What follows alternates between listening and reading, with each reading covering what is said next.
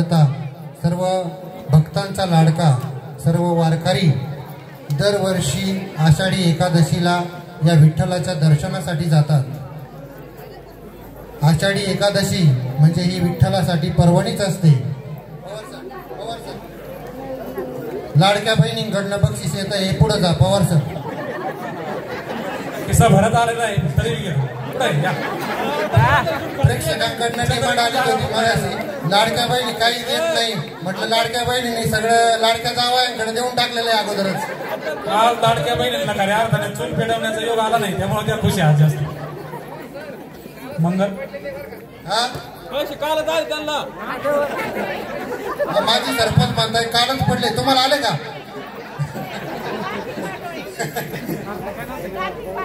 तर पंढरीचा विठ्ठल की ज्याची आपण मनोभावे पूजा करतो, दरवर्षी आषाढी एकादशीला मोठ्या संख्येने कार्तिक पाटोळे यांच्याकडून या कार्यक्रमासाठी 100 रुपयाचं बक्षीस आलेलं आहे। खाली जा, बहिणी बोलवत आहे तुम्हाला, वर नका थांबू, खाली जा।